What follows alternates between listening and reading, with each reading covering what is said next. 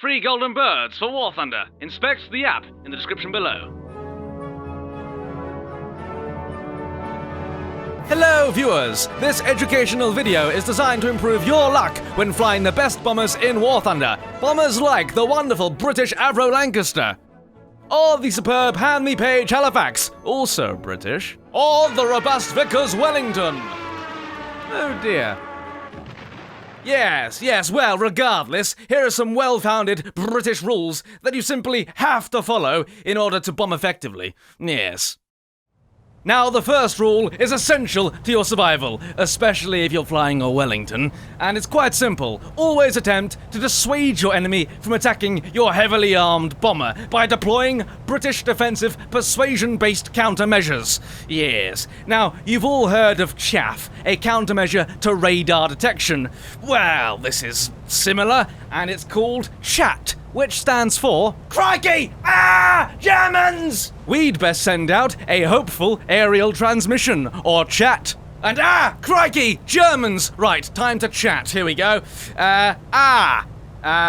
Gentlemen, yes. Yes. Would you mind awfully, if I was left to my business? Yes, that'll do it. Quite the potent argument, I feel. Oh God, no, it's not gone well. It's not gone well. But do understand, viewers, that the chat program is in the early stages of prototype development, and there are some wrinkles that need ironing out. Got the main one being, we didn't broadcast our message in German.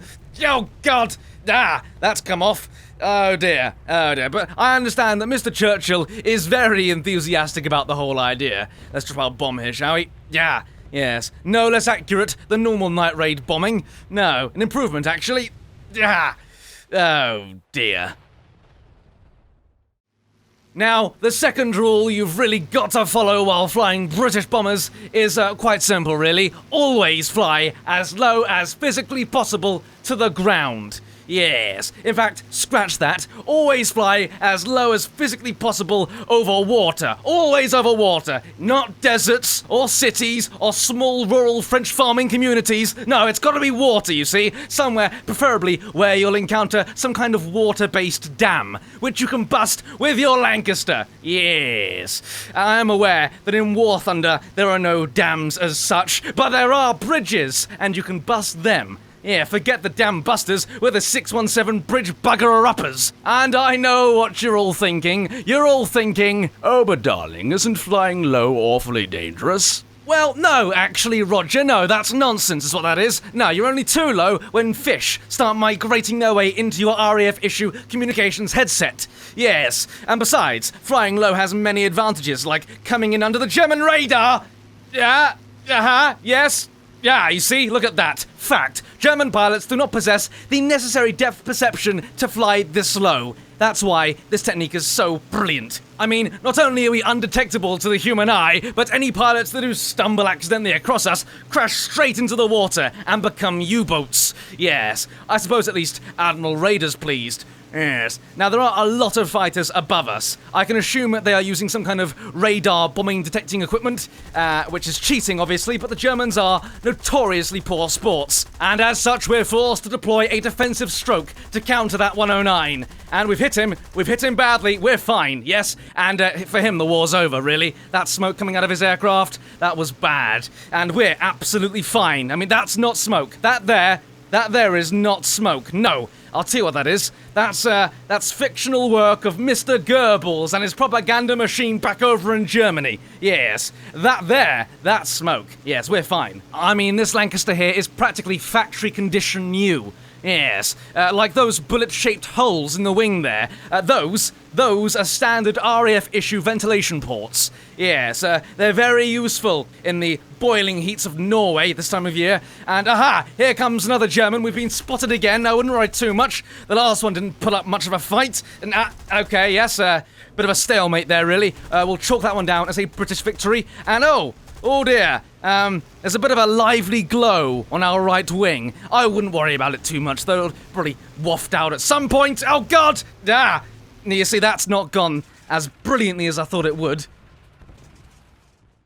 Which leads me on to the most important rule, which is always fly at night time. Never day, always night. Even when it's not night, you must always fly at night. Yes, and you achieve this by going swiftly to the options menu and selecting night from day. And aha! I don't know about you, but I can't see a bloody thing, which is exactly what you want with a bomber. Yes, the same results can be achieved by wearing a blindfold or unplugging your computer's monitor. Yes, and unless the Germans have got a night fighter, oh god, we're going to die. Yes, that's it, we're going to die. I mean, what are the chances? The only thing that could possibly find us at night, and we're practically bloody neighbours.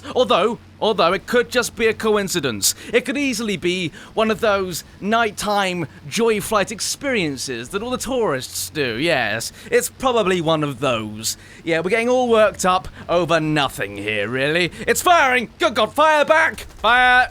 Fire! Yes, don't worry. We've got him under control. Yes, I mean, what's he firing at us with? 4 20mm cannons? Nah, I wouldn't worry about them. They're nothing to worry about, really. Whereas we're fielding a multitude of dangerous 7.7mm machine guns. Yes, I mean, those jerry weapons might blow off a wing or two, but our guns fire lots of little small bullets, which, God willing, will find their way into all the nooks and crannies that are commonly found on poorly built German aircraft, and then they'll get stuck in there, you see, and begin to weigh the enemy aircraft down slowly. Yeah, I mean, give him a few hundred squirts of the old machine guns, and that 410 pilot's gonna think Hermann Goering's been conscripted as his back gunner. Oh, hello, there's another one of Willie Messerschmitt's contraptions making their way up. Yeah, I don't think so. This requires outside-the-box thinking.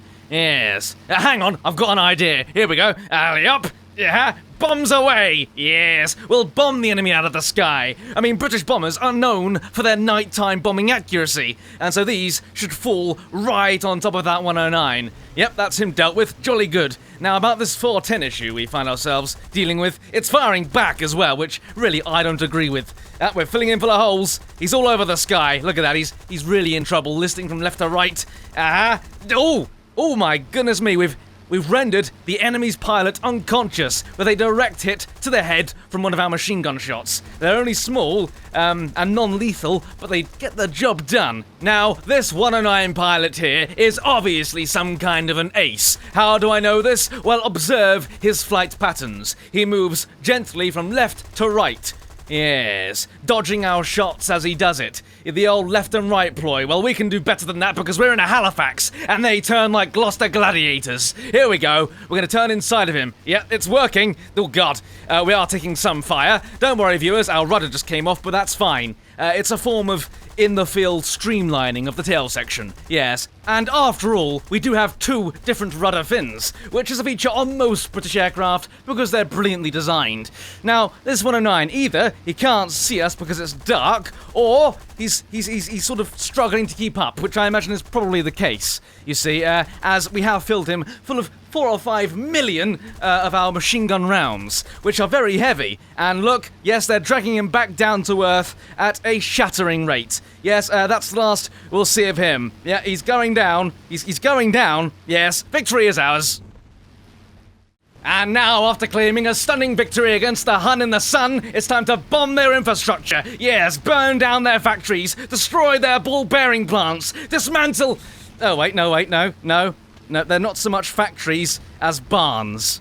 Yes, we're bombing a load of barns, which must contain vital food supplies for the enemy. Yes, and so they must be bombed. Thus, the Germans will suffer a loss in food produce, which will send Goering into a berserk fit of raging anger, triggering a wave of wasteful German aerial operations, even more than what's considered normal for them. Huzzah! And so, after what was without a doubt a completely successful mission, you return to your so-called airbase in an attempt to land a 16-ton Lancaster in a spot you'd struggle to bay park a small family hatchback. Oh, God. And oh dear, our rear tyre's got one hell of a puncture on it. I hope someone's got a bicycle pump, or we're in real trouble. Here we go. Gently, Bentley. Oh, that felt a bit heavy on the back end. Yeah, it's burst. The back gun is unconscious, but in a way, it creates a bit of extra drag. Yes, anyway, I sincerely hope you've enjoyed this video. If you did, please dispatch a like via Wellington Bomber. Actually, yeah, I'd probably end up with 100,000 views and 13 likes. If that happened, you better send a carrier pigeon instead. They're more durable when confronting German anti-aircraft cannons. I'd also like to thank my brilliant Patreon pledges for their amazing support, especially a fellow called Emil Iverson. So yes, thank you to you. And I am sorry about the hideous output levels of videos recently. I've been very busy, you know. Yeah, I've built myself a new computer and other things that are very time-consuming. Coincidentally, that's why this video is available in 4K. Yes, I've been testing that for the last week, and well, it's all gone very well. So, yes, all videos will be available in 4K from now on, and that's wonderful. Anyway, cheerio!